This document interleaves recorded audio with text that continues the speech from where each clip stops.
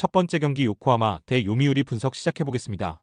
DNA 아즈마 카츠키가 시즌 4승 도전에 나선다. 25일 히로시마와 홈 경기에서 7이닝 1실점의 호투로 승리를 거둔 아즈마는 히로시마 원정을 제외한 나머지 경기에서 쾌투를 이어가는 중이다.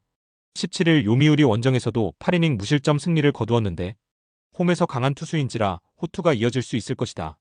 요미우리 포스터 그리핀이 드디어 선발 복귀전을 가진다.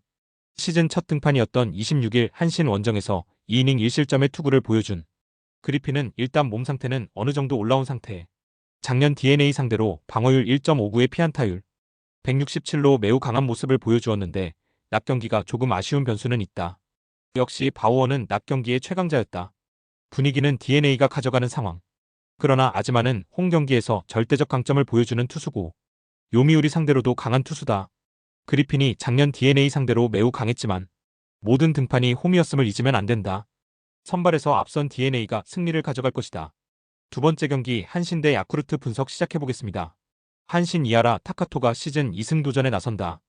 27일 요미우리와 홈 경기에서 6이닝 4안타 1실점의 호투를 보여준 이하라는 사회인 NO 1투수의 모습에 걸맞는 투구를 보여주고 있는 중이다.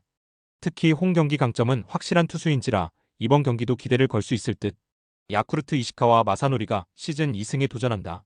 23일 히로시마 원정에서 1이닝 6실점의 부진으로 패배를 당한 이시카와는 극과 극의 투구를 보여주는 중 4월 9일 한신 원정에서 5이닝 3실점 승리를 거두긴 했지만 금년의 이시카와는 투구 내용은 은퇴를 생각해야 할 레벨일 것이다.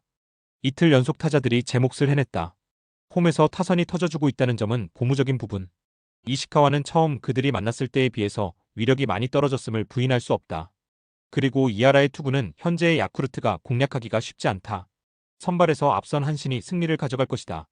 세 번째 경기 히로시마 대 주니치 분석 시작해보겠습니다. 히로시마 타마무라 쇼고가 시즌 첫 승에 재도전한다.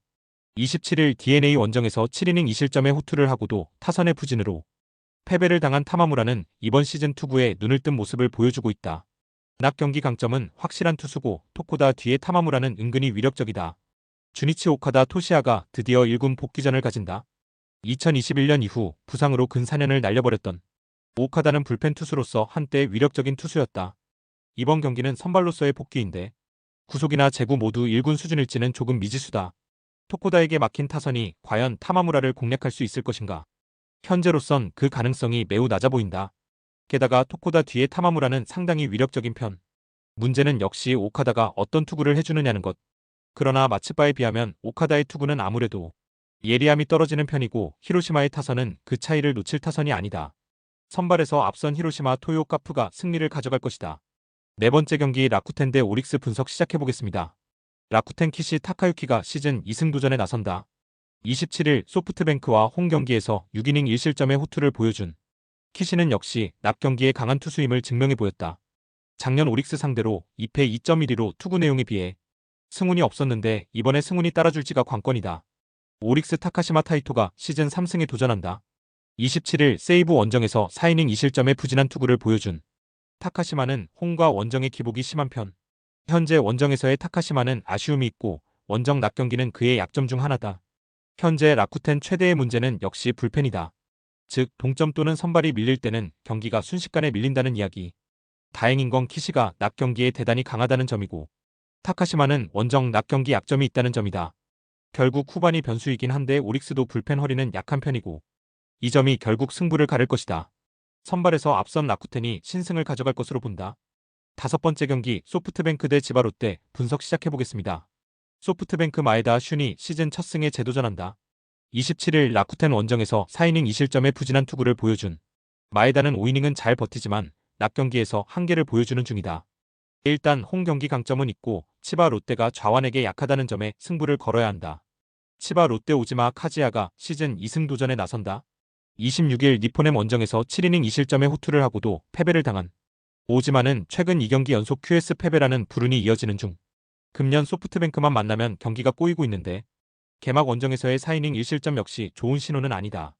1차전의 사요나라 승리는 시리즈의 분위기를 완전히 바꿔버렸다. 살아난 소프트뱅크 타선은 오지마 상대로도 좋은 모습을 기대할 수 있을 듯. 반면 치바 롯데는 좌완 상대 타격 문제가 계속 이어지고 있고 오지마는 유독 소프트뱅크만 만나면 풀리지 않고 있다. 마에다는 이닝 소화 문제가 있긴 하지만 타선이 받쳐줄 수 있다. 상성에서 앞선 소프트뱅크 호크스가 승리를 가져갈 것이다. 여섯 번째 경기 니오넴 대 세이브 분석 시작해보겠습니다. 니포넴 타츠코타가 시즌 첫 1군 마운드에 오른다. 작년 단 1경기에 등판해 5이닝 무실점의 투구로 승리를 거둔 타츠는 조금씩 팀의 시스템에 맞춰서 발전하고 있는 중. 특히 구속이 계속 올라오고 있기 때문에 임시 선발로서 5이닝은 제 역할을 해줄 것이다. 세이브 스미다 치히로가 시즌 5승에 도전한다. 26일 오릭스와 홈 경기에서 7이닝 7안타 무실점의 호투로 승리를 거둔 스미다는 최근 3경기에서 24이닝 무실점의 압도적 투구를 이어가는 중이다. 4월 12일 니포넴 원정에서 8이닝 무실점 승리를 거둔 것도 이번 경기에 대한 기대치를 높여주는 포인트다. 결국 화력 싸움에서 승리한 건 세이브였다. 투수진이 받쳐준 상태에서 타자들이 제 몫을 해준다는 건 긍정적인 부분. 스미다의 투구는 이번 경기에서도 빛을 발할 듯. 타츠가 얼마나 버텨주느냐가 관건인데 타츠는 이닝 소화력에 약점이 있고 이 사이를 세이브가 파고들 수 있을 것이다. 선발에서 앞선 세이브 라이온즈가 승리를 가져갈 것이다.